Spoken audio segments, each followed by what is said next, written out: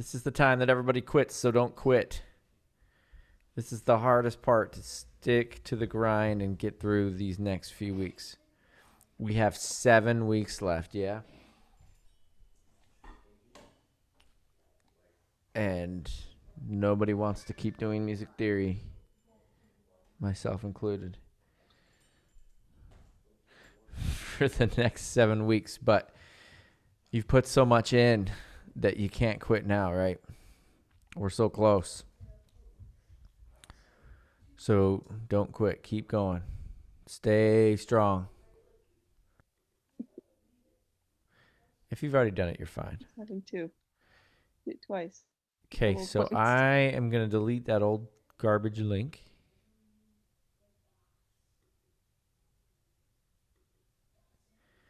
And on your module now, it should be listed.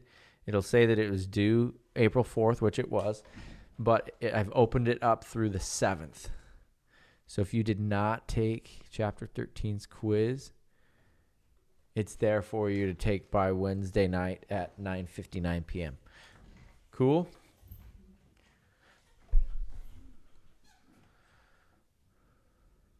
All right. So we're on to Chapter 14 this week.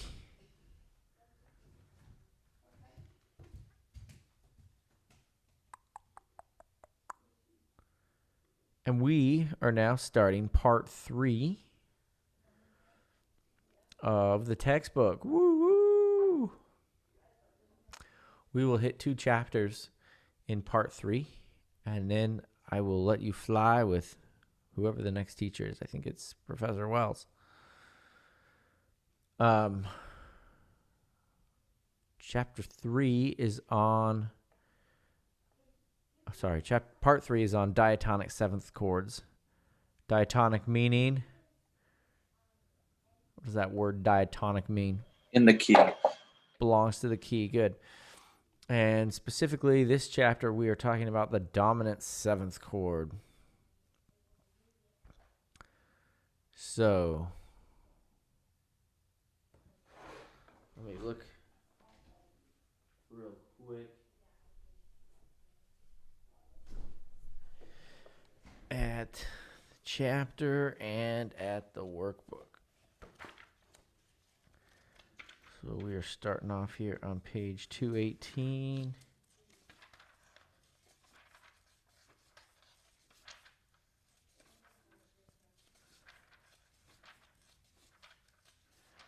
And so it's a 19-page chapter. Longer than I thought it would be, but that's cool. Just typical chapter, right? Chapter 14 for the workbook is 1, 2, 3, 4, 5, 6, 7, 8, 9, 10, 11. Holy smokes, Batman. 12, 13, 14, 16 pages. Or 17 pages. So we might have to be judicious on what we have you do, right?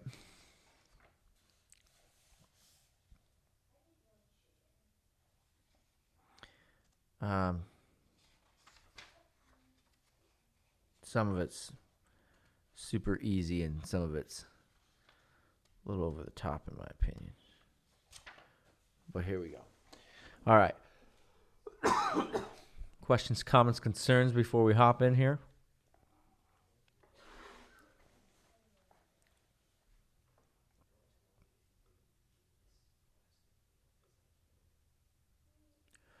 Okay. So the book says diatonic 7th chords were introduced quite early in this text in chapter 4. Subsequent examples and exercises have included the analysis of many 7th chords, but we have not dealt with the details of how composers have used 7th chords in tonal music. The use of 7th chords is the subject of the next several chapters.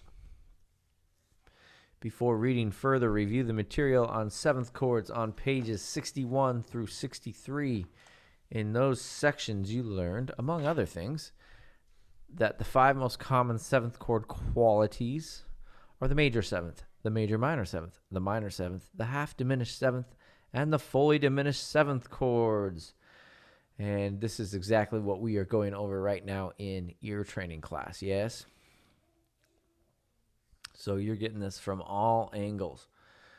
Of these types, the major minor seventh chord is by far the most frequently encountered. It is generally built on scale degree 5, with the result that the terms dominant seventh and major minor seventh are used more or less interchangeably.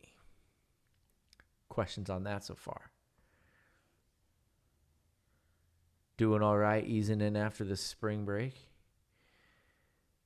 Dominant sevenths are almost always major minor sevenths. That is, when spelled in root position, they contain a major triad plus the pitch of a minor seventh above the root. In major keys, a seventh chord built on scale degree 5 will be automatically a major minor seventh chord. But in minor keys, it is necessary to raise scale degree 7, the leading tone, not the seventh of the chord, but the leading tone, the seventh of the key, to obtain a major minor seventh quality. Are we okay with those two statements?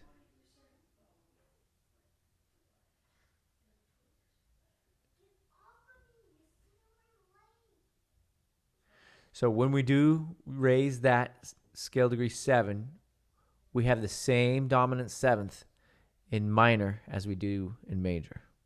True statement? So in C major, the dominant seventh is G, B, D, F, rock and roll. In C minor, when we raise that scale degree 7, which in this case would be B flat to become B major, we have the same dominant seventh, G, B, D, F, rock and roll. So the parallel keys, C major and C minor, have the same dominant seventh when we are in harmonic minor and we raise scale degree 7. Same could be said for when we are in melodic minor and we raise that scale degree 7. You with me? It is not the case when we are in natural minor because we don't raise the 7. The seventh chord built on scale degree 5 without the raised 7 is seldom used. It serves only as a passing chord, not as a true dominant, because it lacks the tonic defining leading tone essential for a chord with a dominant function. When it does occur, it is the result of a descending line, scale degree 1 to scale degree 7 to scale degree 6.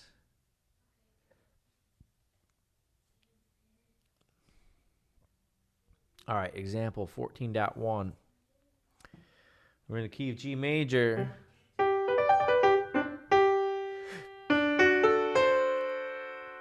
There's our good dominant seventh.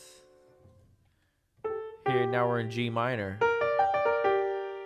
There's our good dominant seventh. And here is our rare minor dominant, minor 5/7.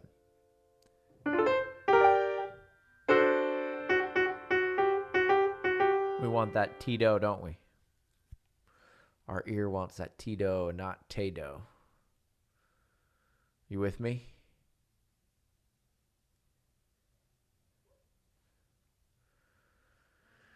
Friends in the chat, questions?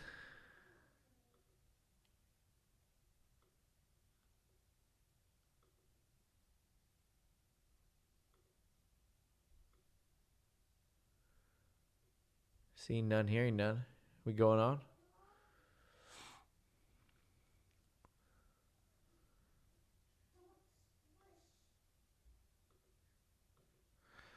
All right.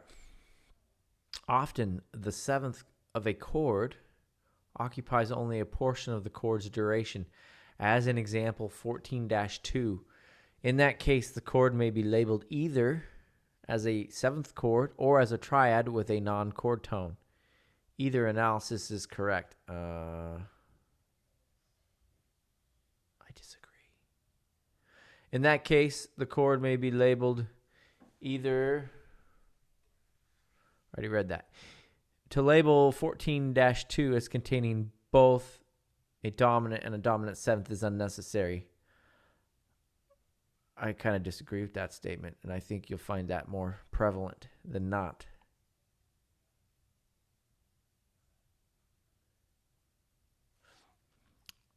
It seems to me that more often than not, you'll see it like that. It'll be labeled as a dominant there. They'll add the seventh there. It's been my experience, but I don't think it's a huge point.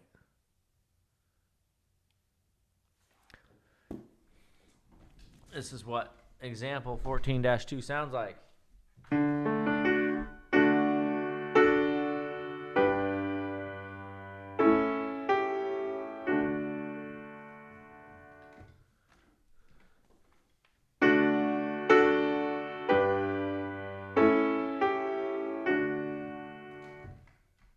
So the book calls it unnecessary, and I call it common everyday practice. It's just what you see. I don't know. Just my opinion. Remember, I'm just a substitute theory teacher, so. Make more sense. All right, on we go. General voice leading considerations. The essential concept in the handling of any seventh chord involves the treatment of the seventh of the chord. The seventh almost always resolves down by step. And what's our solfege on that, kids?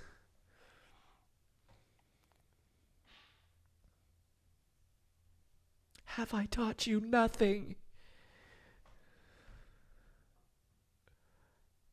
Fa mi.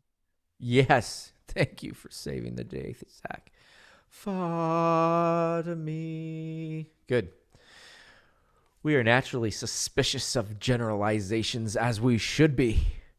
But the downward resolution of the seventh is, as a general principle, is extremely important.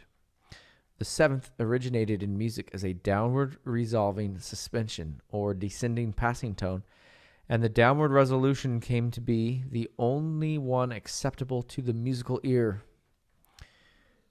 To compare a seventh resolving down with one resolving up, listen to example 14-3. The difference may or may not seem startling to you, but tonal music contains very few instances of the second resolution. Here we are in example 14-3. We are in the key of A minor. And we are going to resolve the seventh down properly. Good. In example A.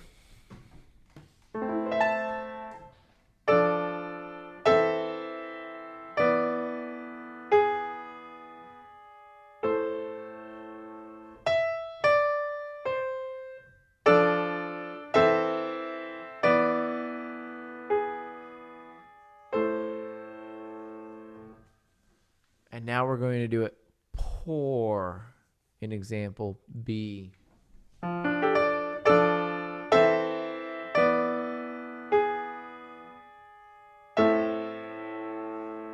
Ah! Yucky!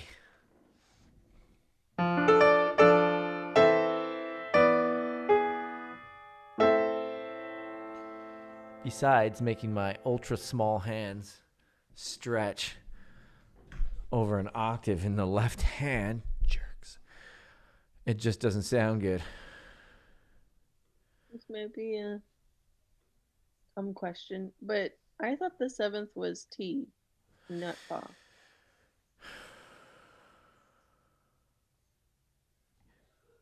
Good question. I'm glad you asked it.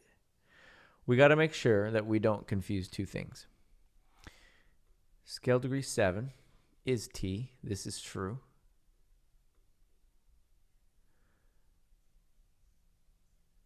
But On our dominant, what is our dominant made up of? 5, 7, 2, and 4.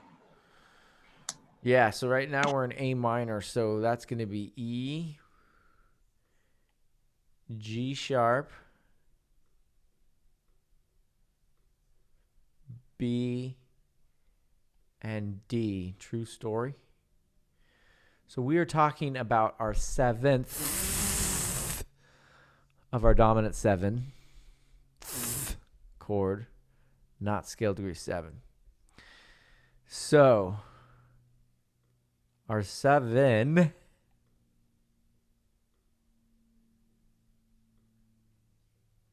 is, our 3rd.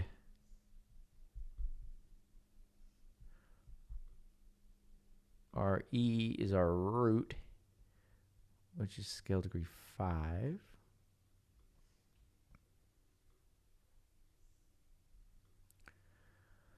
Our B is scale degree 2, which is our 5th. And our D is our 7th,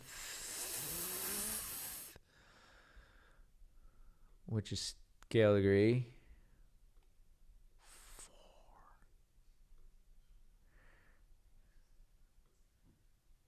So do not get scale degree 7, which is our 3rd, confused with scale degree 4, which is our 7th. You with me? So what they're saying is, when you have a dominant 7th chord, you need to resolve the 7th of that chord, which is indeed Fa.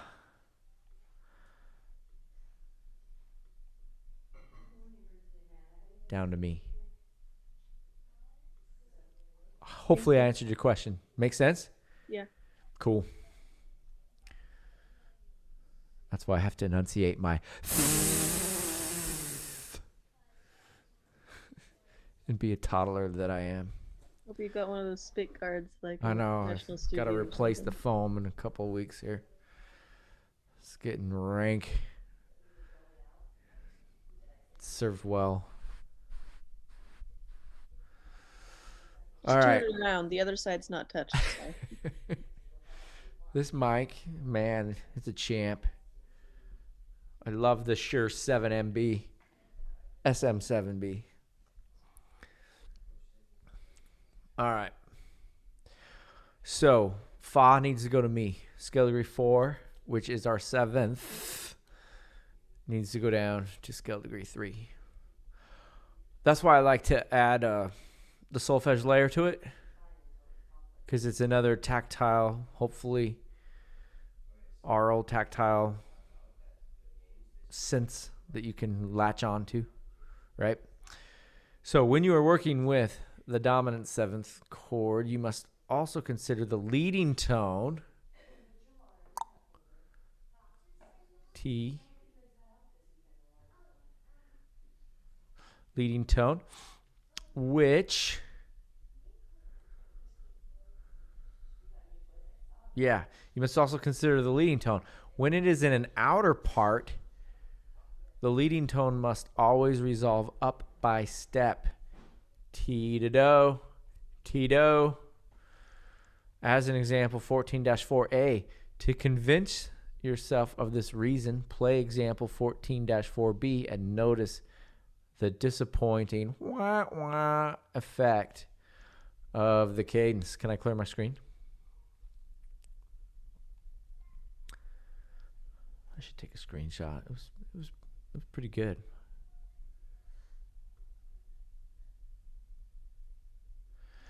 All right, clearing the screen. We're talking about resolving the leading tone. And here's a good example and a bad example. Still in A minor.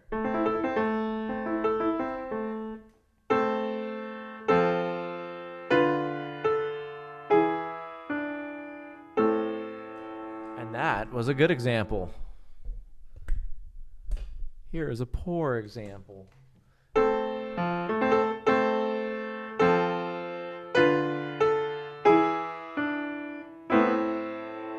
Wah, wah. Debbie Downer.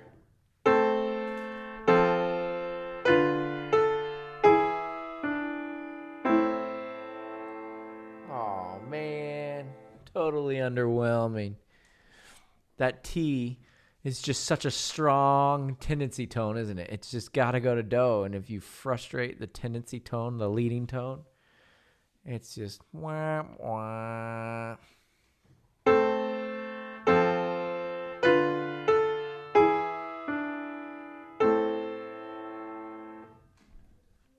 Are we cool with that? Questions, comments, concerns, friends with questions, private messages in the chat? Seeing none, hearing none, on we go. When you apply these two principles, remember not to confuse the seventh of the chord with the seventh scale degree. Hey, we just had that conversation. They're a day late and a dollar short. This substitute theory teacher just might know something. We will summarize what we have presented so far in this chapter. Number 1, the dominant seventh chord is a major minor seventh chord. Check, I can buy that. Number 2, the seventh of the chord, scale degree 4, resolves down to scale degree 3. Fa to mi, I can buy that as well. The third of the chord is scale degree 7th, also called the leading tone, and it resolves up to do or scale degree 1, especially when it is in an outer part. Now, they just tried to bamboozle us there. Did you see that? Did you see that? They totally put this little clarification here that wasn't in the original part. There's a little asterisk type of a thing here, especially when it is in an outer part.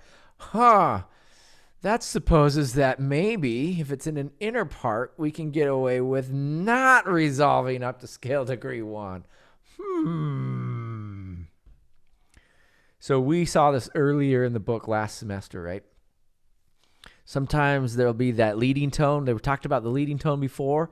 It's like, okay, well, if the leading tone's in the soprano, we have to resolve the scale degree 1. But if it's in a middle voice, and there's kind of a voice swappy swap thing. Do you remember this part? It's okay. It's in an inner voice. Who cares? It's just the altos and the tenors. It's in an inner voice.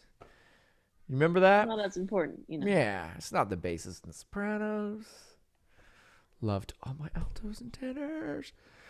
So you're going to see the same thing here, right? The scale degree 7 is going to sneak around in the alto and tenor, and they're going to pass it back and forth, and it's going to be cool because it's like, well, my ear can't really tell. It got resolved, but it just was in another voice. So watch out for that. That's going to happen pretty sure. With me? And they end that section right there with that little dangle of the carrot. All right. The approach to the 7th. We have seen that the resolution of the 7th of the dominant 7th chord, or of any 7th chord, is usually down by step. Fa mi, right? The way in which the 7th is approached should also be considered in any detailed analysis because different approaches have different musical effects. One way of doing this is to classify the contour of the voice that is the chord 7th using non-chord tone terminology. Wow, that was a lot, wasn't it?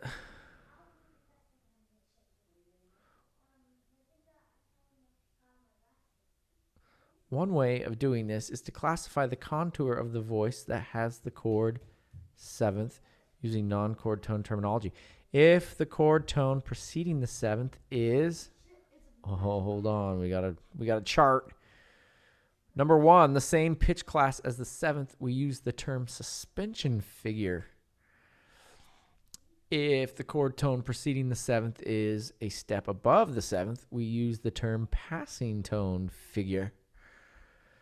If the chord tone preceding the seventh is a step below the seventh, we use the term neighbor tone figure. And if the chord tone preceding the seventh is none of the above, we use the term appoggiatura figure. This is historically the least common approach to the seventh. When used, the leap is almost always an ascending tone. Avoid a descending leap to the seventh. What the devil were they talking about? Let's look at example 14-5. They don't tell us what key we are in. Jerks. We have two flats. So our options are B flat major or G minor. And they give us an E flat, an E flat, and a D.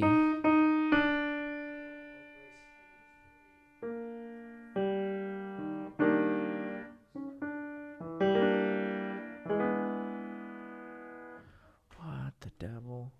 I think it's supposed to be F dominant 7. He's all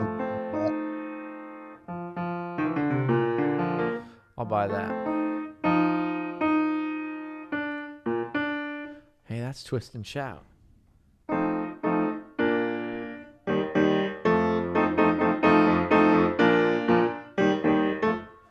Okay, so they're calling Twist and Shout a suspension figure.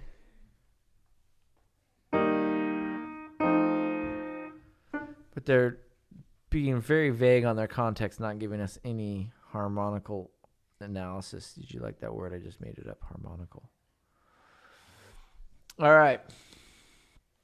B is a passing tone figure.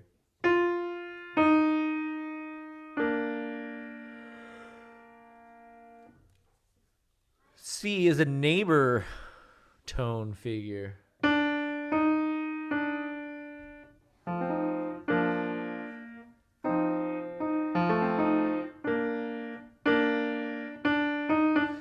And D is the appoggiatura figure.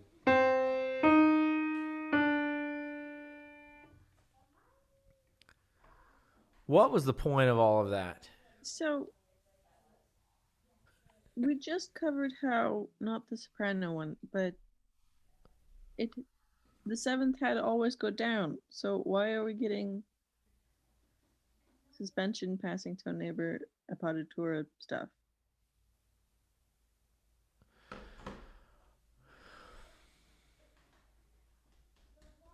I'm so confused. So you're saying, yeah, they told you that the seventh needs to go fa mi, and then they're not doing fa mi? Is that what you're saying? Yeah. They do go fa mi every single time. Yeah, it's just the note before the Okay. So here's our scale degree 7. Lies. Here's our seventh, Neighbor which is tone scale isn't- degree 4, going to mi. Fa mi. Fa mi. Fa mi. Fa mi. So we do go fa mi. We do resolve properly each time. But they're saying now, because we have nothing better to do, we're not only going to look at those two, but we're going to look at the one before all of them. So they're saying, look how the one before of them happens. Here it happens like a suspension. Here it happens as a passing tone straight through. Here it happens as a neighbor tone up and then back. And here we have a big skip like an appoggiatura. So that's what they're saying, I think. Okay. Cool? Well, right? Thank you. On we go. I'm not sure why we're doing it this way or what the point is, but we're just going to keep faking it till we make it. All right, so the next, it says the contours just defined are put into context. Oh, thank you for context. In example 14-6, we could have started with context, just saying, in the example of the seventh, of the dominant seventh is given, in the example, the seventh of the 5/7 is given to the soprano for purposes of illustration. In practice, of course, the seventh may occur in any voice. We are in the key of B flat major because we now have context. Yay, context. And here's A, the suspension figure with context.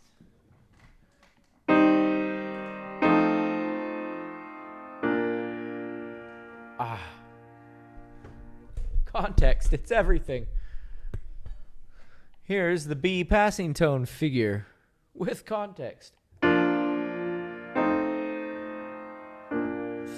blind mice, see how they run. Did you notice the cadential 6/4 there?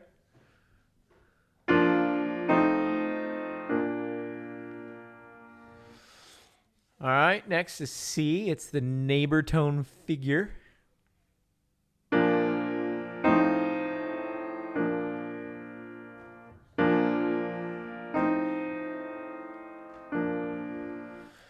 And D is the appoggiatura.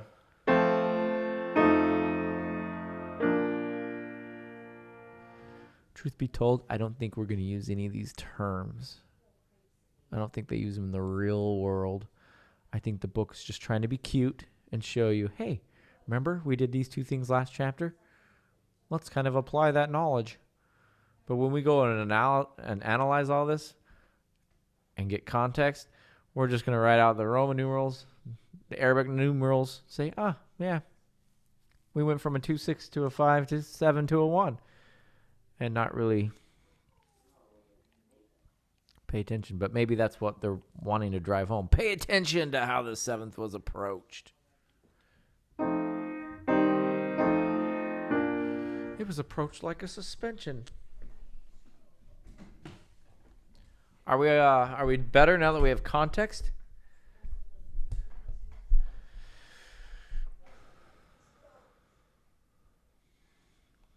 All right.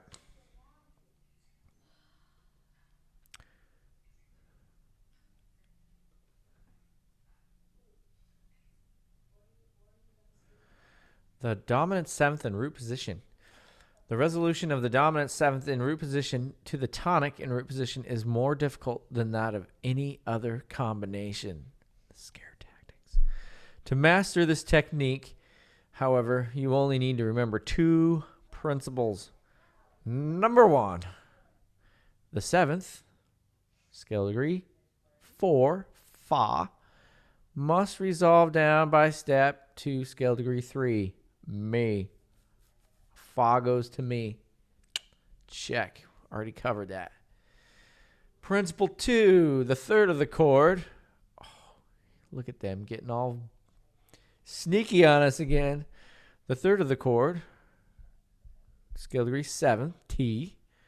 When in the top part, must resolve up by step to Do, or scale degree 1. Hey, we already knew these 2 rules. We're already pro stars. Questions? Fa goes to Mi, T goes to Do. Don't frustrate the leading tone, especially when it's in the top voice. We good?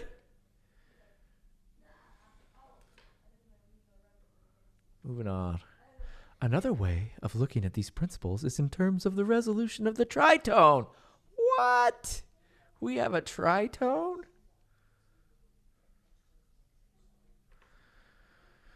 The augmented 4th tends to resolve outward to a 6th, as shown in example 14-7a. The diminished 5th inward to a 3rd, as shown in example 14-7b. If we follow these principles, we find that the tonic triad is incomplete. It has no 5th, which is only allowed in 48 states. All right. 14-7, we've got an augmented 4th. Where is it? Where's our B-do, B-do, B-do?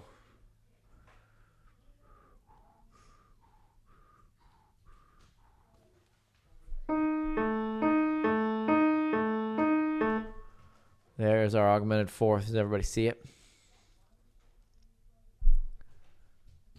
A to D sharp. A to D would be Here Comes the Bride.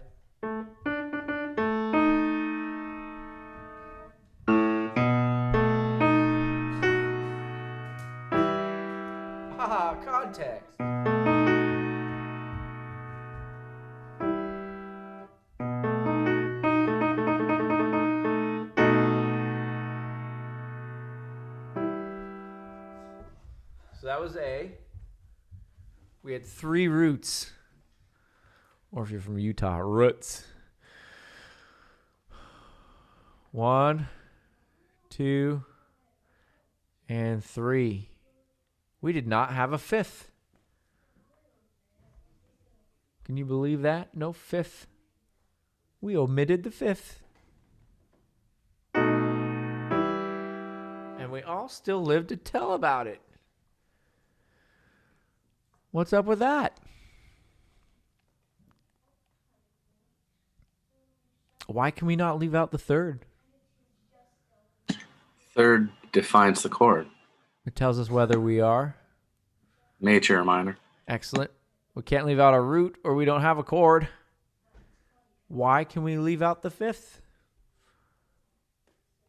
It's implied if you know the root and third. Sure. Not only that, but the one time that I took principles of physics for music majors or something like that, I got a horrible grade. Your ear will fill in the 5th. And I'm going to try to demonstrate this over Zoom, which is the worst possible way to demonstrate it. But what I'm going to do is I'm going to take that E minor chord. I'm going to hold down the 5th of the chord.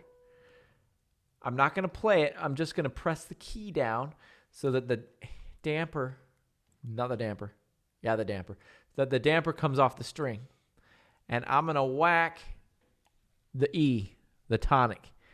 And through the world of acoustics here, over the internet, hopefully my mic's going to pick up this pitch of so.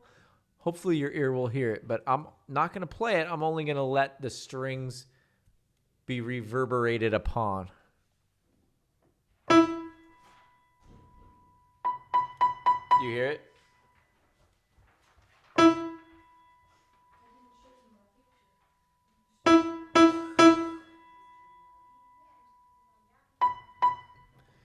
You can hear it, right? It kind of rings really high. So my point is, and it's kind of a cool point, but, you know, not really super important in the world of theory, but kind of cool in the world of music and acoustics and commercial music and all that stuff. Your ear will fill in that pitch. Acoustically, it'll happen. Even though we didn't play it, you know, if we allow it. So that's another reason, that's another argument to leave out the 5th, right? Because it's going to be overheard in the overtones or, yeah, all that good physics of acoustic stuff. I did not do well in that class. But I did get to go in an anechoic chamber.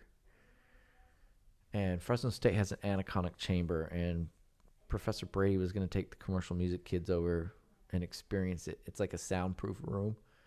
You go in and you can hear your heart beating in your ears. Kind of a cool experience. You can scream and nothing happens. Nobody hears you. So hopefully when COVID's done being COVID, we can have that tour. That would be really cool to go on. So if you watch out for an announcement by Professor Brady if he's taking people over to it. That'd be something really cool to experience. Why do they have a chamber? It's used for physics and experiments and sound and no sound and dealing with sound and learning about sound and waves and all that great fun physics stuff. Yeah. It's a fun time. It's creepy. You're like, oh, wow, get me out of here. But it's cool to experience, you know. It's not worse than a haunted house. It's fun. All right, so we left the 5th out. Now we're going to do 14-7B. And we are going to resolve the diminished 5th. Does everybody see the diminished 5th? Same pitches, but flipped upside down.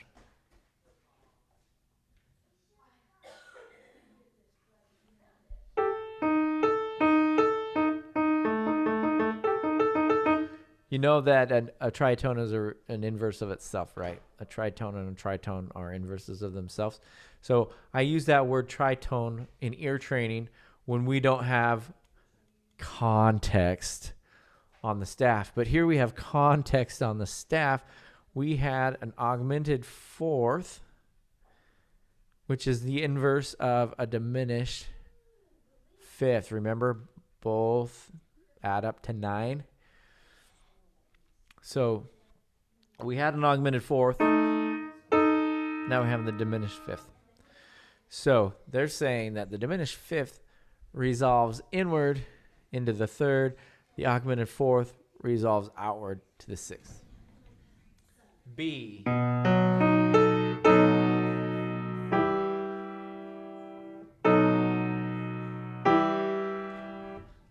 I hate it.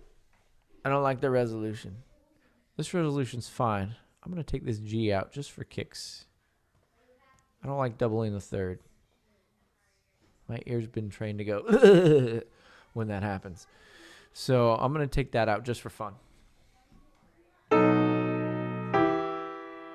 That sounds kind of naked too.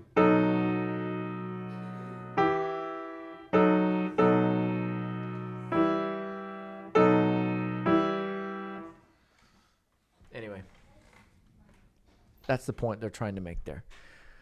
Diminished fifth resolves into the third. Augmented fourth resolves out to the sixth.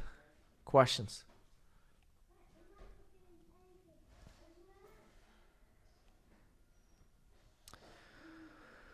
All right. The resolution of a dominant seventh to an incomplete triad is not an error to be avoided and is, in fact, a very common occurrence, especially at final cadences. In example 14-8, the leading tone, even though it is not in the top voice, resolves up by step, resulting in an incomplete tonic triad. This is the Schubert String Quartet Death and the Maiden. A very, very, very small segment of it. Example 14-8.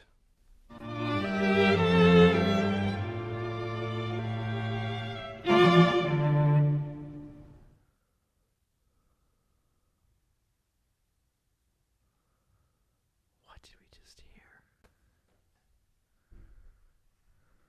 Example 14-8.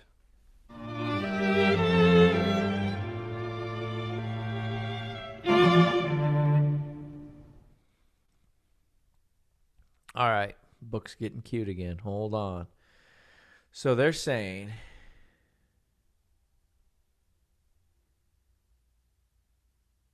what are they saying?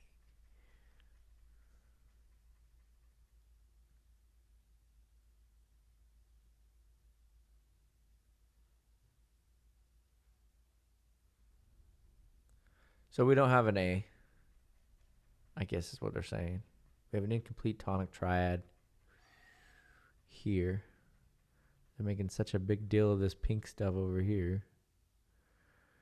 Notice where our leading tone is. It's in the second violins. And we go to a double stemmed do. With me? Does anybody get anything else out of that? Any other enlightenment? And I thought they were saying you didn't have to worry about it in this example, but they are resolving it in this example. The leading tone, even though it is not in the top voice, first violins, they're a lot like sopranos, resolve up by step, resulting in an incomplete tonic triad. So the leading tone does resolve up. Do, but we don't get our dominant. We don't get the fifth. I'm sorry, I shouldn't say dominant. We don't get the fifth of the chord. We've got do down there in the cellos. We got do in the first violins and second violins and the altos. Who knows what, or the violas. Who knows what they're doing? They're playing an F. So we get scale degree 1 and scale degree 3. We don't get scale degree 5 in our final tonic triad there. Much ado about nothing. On we go. If you want to resolve the root position dominant seventh in 4 parts to a complete tonic triad, either of these methods will work. Remember, we're going from 4-note chord to a 3-note chord. So that's going to result in some doubling, right? Here we go. Number 1, use an incomplete dominant seventh and leave out the 5th. Or, much less commonly, the 3rd and doubling the root.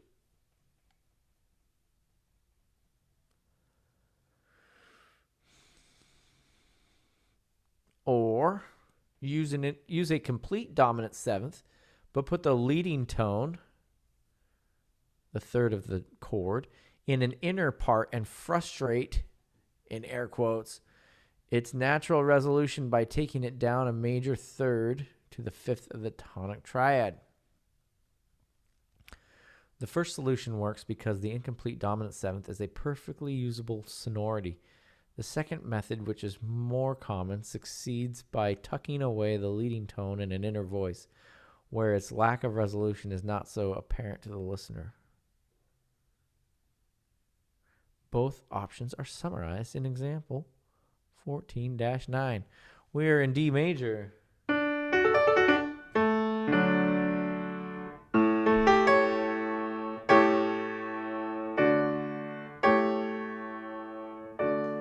We have an incomplete dominant seventh. Which tone is missing?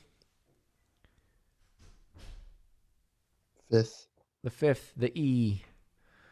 We have a C sharp, E, G, except for we don't have the E.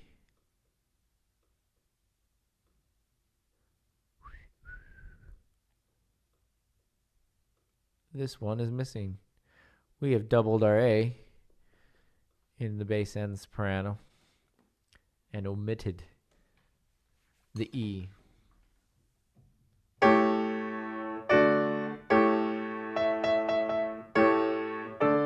Remember, our ear fills that in, right? So that's fine. And here we're going to frustrate our leading tone.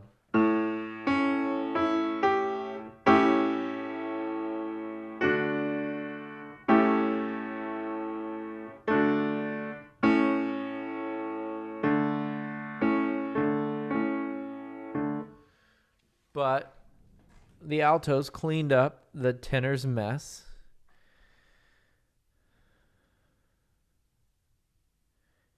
Because this C sharp ends up being resolved by the altos. The tenors start it. Tenors start everything. And then the altos finish it. Tito. It's only a half step away, right? But it's a completely different vocal section that's finishing it, right? You with me?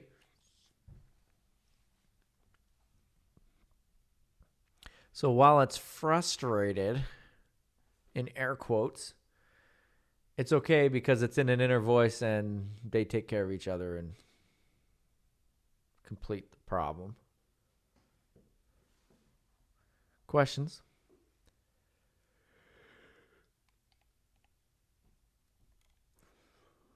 All right. Seeing none, hearing none going on. Illustrations of these two procedures from the literature are seen in the next 2 examples. In the first, 14-10, an incomplete dominant seventh is used where Mr. Bach omitted the 5th.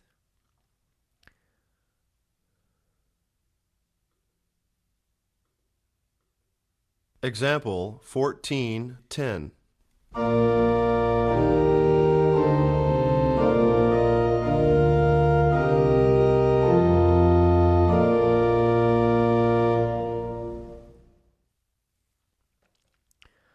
I did not hear my C there. Example 14:10.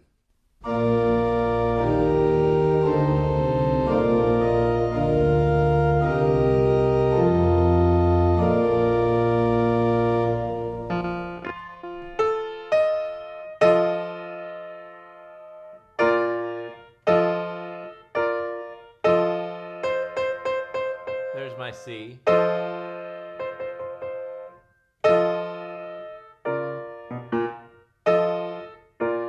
And he leaves the C out. With me? I don't like that face that a couple of you have on your face. We're in B flat. Our dominant is F, A, C, E flat. Well, he says, we're going to not give you your C.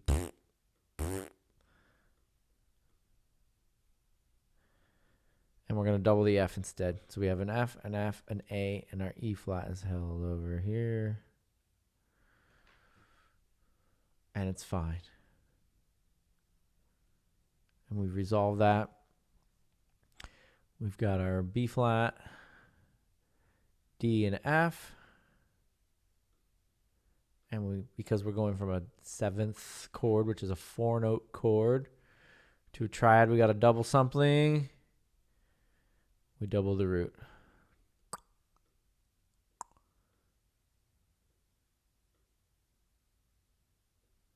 Two B flats, one there, and one there. Questions, comments, concerns, friends with questions.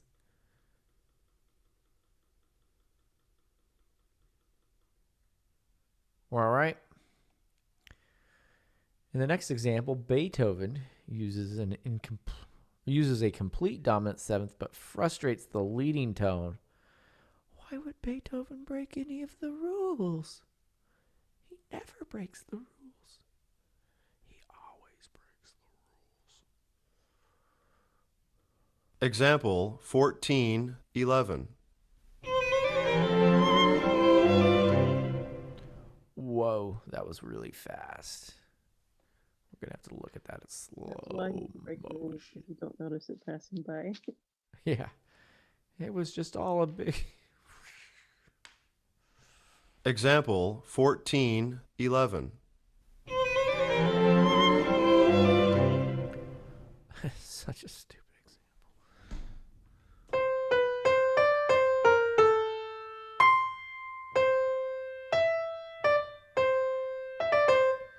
Okay, sopranos, first violins. They're all right.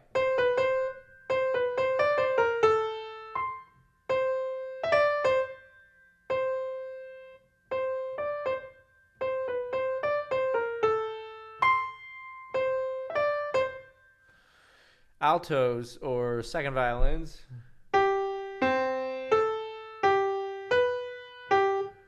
They frustrate the leading tone.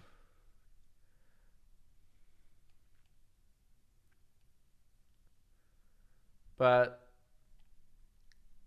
the sopranos are going to kind of save their tails too, right? They're going to cover that leading tone resolution.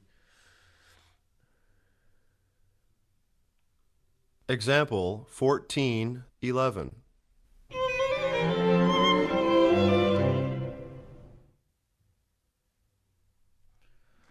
You may have discovered by now that there is a way to resolve a complete dominant 7th in 4 parts to a complete tonic triad while still resolving both the leading tone and the 7th of the chord. If the 5th of the dominant 7th leaps to the 5th of the tonic triad, the complete tonic triad is obtained, but at the expense of parallel fifths. The resolution is illustrated in example 14-12. We are in A major.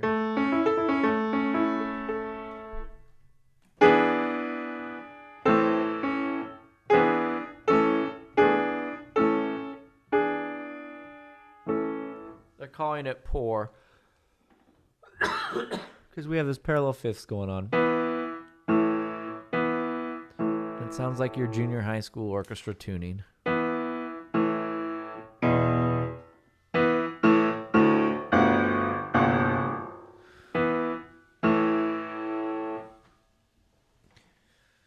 You'll never hear a junior high orchestra tune the same way ever again.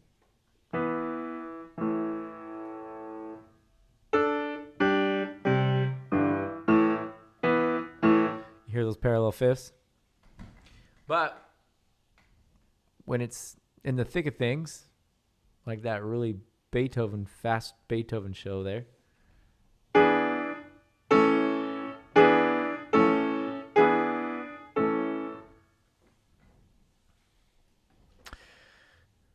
in instrumental music, this solution is occasionally found when the fifths are taken by contrary motion, as in example 14-13. Notice how the rests in the lower parts and the continued activity in the first violin distract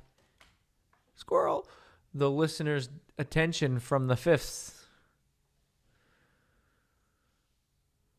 Oh, it's presto. It's gonna whiz by. Example 14-13. Just do it fast and nobody will know. It's like, just throw down the pedal. No one's listening, including you. Example 14-13.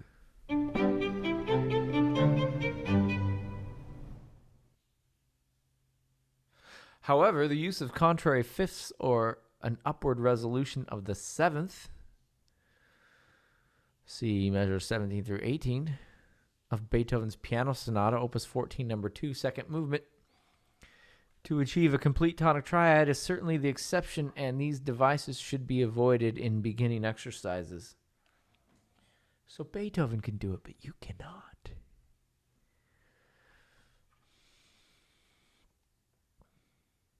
Why didn't they just print that? It's public domain. It would have taken 2 seconds. Oh, we would have had to pay somebody to notate it in Finale and then take a picture of it.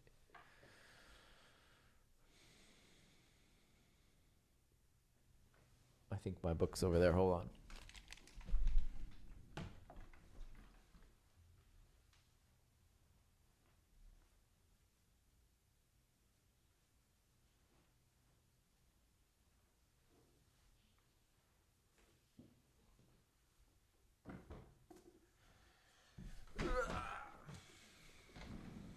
All right, they were saying Beethoven, Piano Sonata, Opus 14.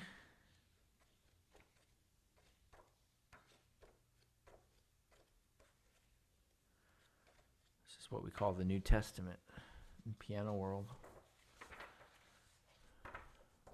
Beethoven, Piano Sonatas, Bach well-tempered claviers called the Old Testament. All right, we're in the second movement. Measure 17 through 18.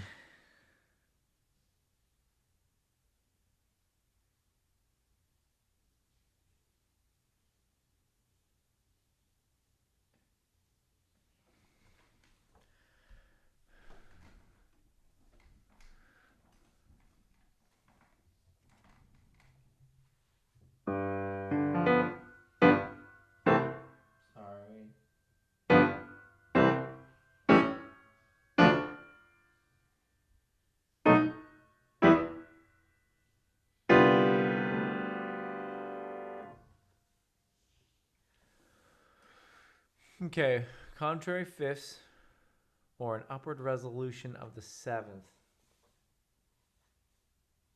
Do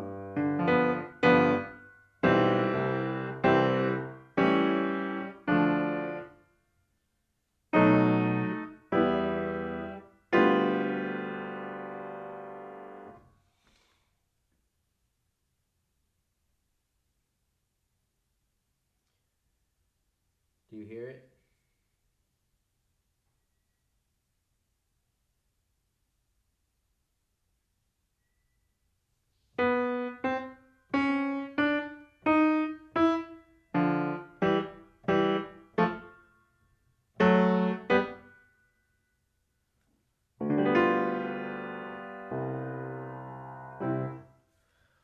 Okay, that was fun. And that's the end of this section.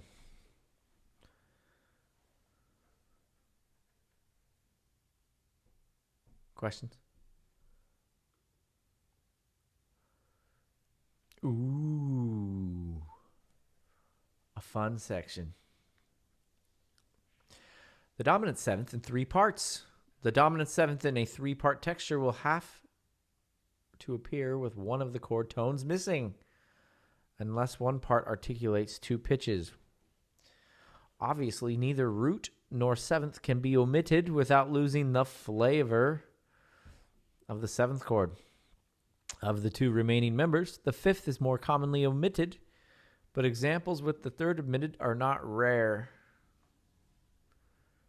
Remember, your ear will fill in that missing 5th. We're missing the 5th.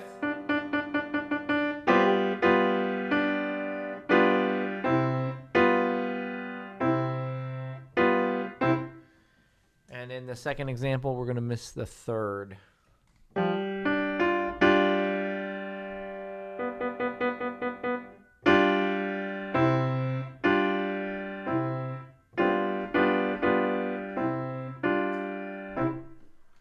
Cool?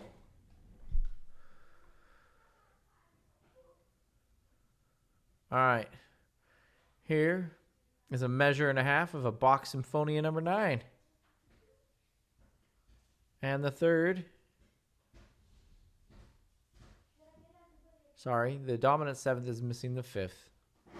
Example 14, 15.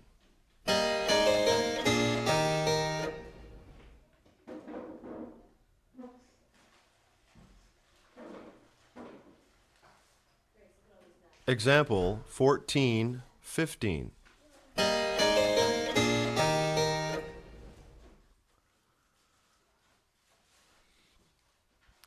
So you can leave stuff out.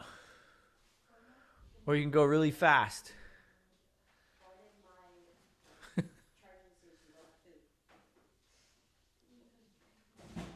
Example 14, 16.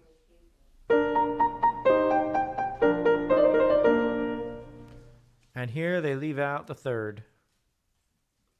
Example 14, 16.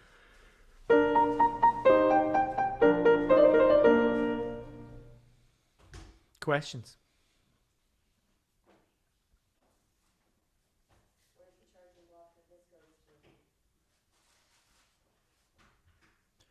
All right. I kind of want to go over to workbook land.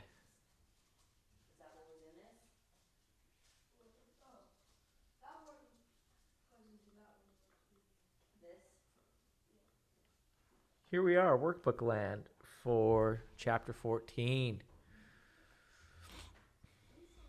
Are we in workbook land? This doesn't look like workbook land.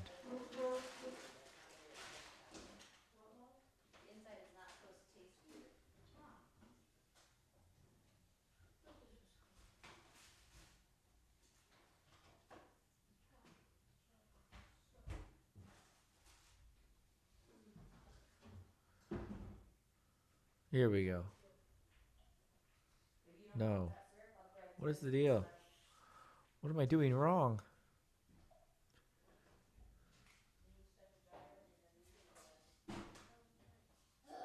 Okay, here we are. All right, so this first part's easy, so we're going to totally do it. Example 14-1. The note given in each case is either the 3rd, 5th, or 7th of the dominant 7th chord. Notate the chord in root position, name the major key in which it would be the dominant 7th. So here we're given a D, which is the 5th of the key. So we need to come in and draw the 3rd, the root, and the 7th. And GBDF would be the dominant in what key? And C. In C. All right, notice they changed the clef on us. We're in the bass clef. They've given us an E, which is the third, which would mean the C is the root, the G is the fifth, and the, what's going to be our seventh? B flat. B flat.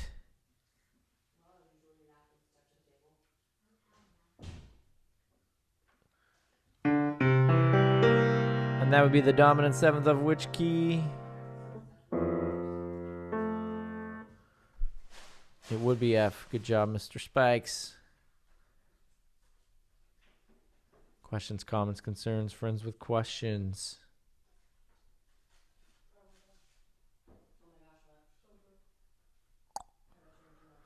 All right, next, analyze chords and non-chord tones in the following excerpt, including Roman numerals and lead sheet symbols. We're still torturing Bach with lead sheet symbols? Isn't that sacrilegious?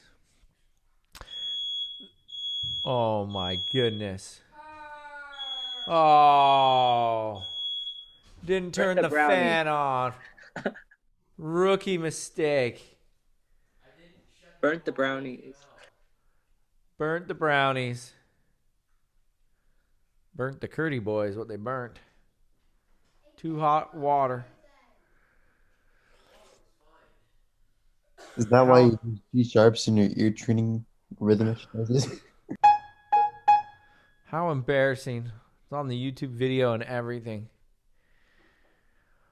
All right. So here we are. We're analyzing Bach.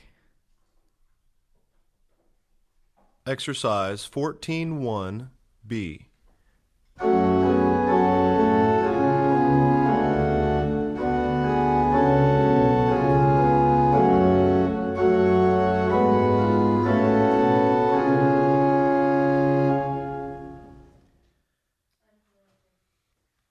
Well, that was fun.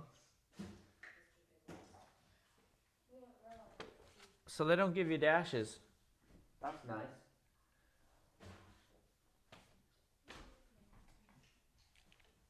You have to figure out where to put everything. Who wants to venture a guess as to what key we are in? I think it's F minor. Yeah, sharp minor. F sharp minor, I will buy that.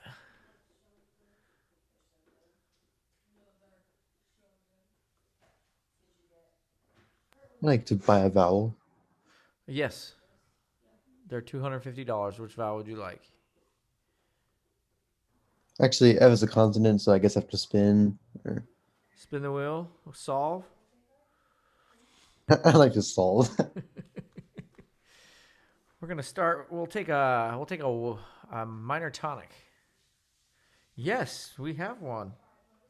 There are 4 minor tonics. There are 4 minor tonics, although not all in root position.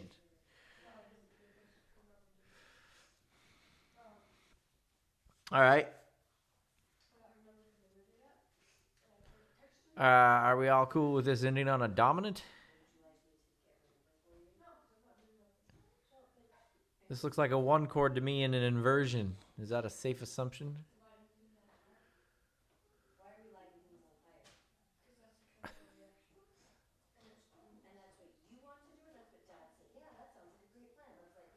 All right. 1, 1. Do you see a bunch of passing tones and non-chord tones going on?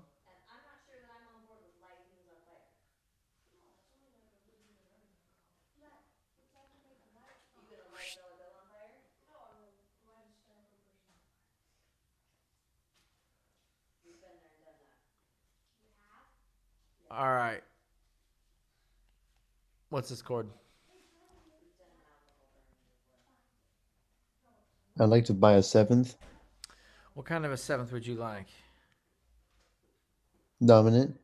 All right, you ready for the hypocrisy of the book? The book said, you don't need to do both. But guess what the book did? They did both. I did what you did. Exactly. What the heck, book? All right, here we got a D, an F sharp, and an A.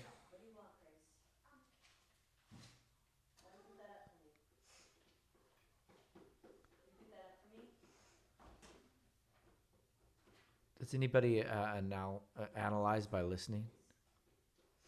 Exercise 14-1B.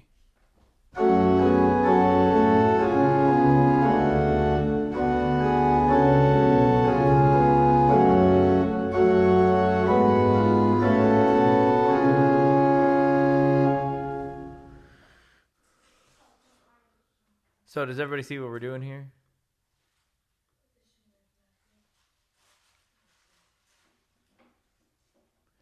This was a deceptive cadence.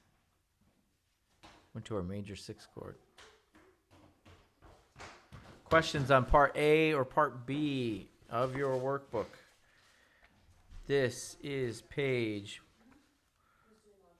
105.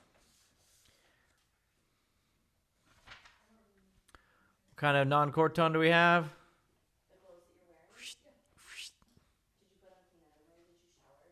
Essington. Passings. Yep. Good. All right. Next time we're going to learn how to resolve the dominant 7th to the tonic. Are we good? Did you learn something? It's good to be back in school. Finishing strong. 7 more weeks. 6.5 now. All right, we'll see you all tomorrow at ear training. Thanks, Doc. You're welcome. Bye, Dr. B. Bye-bye.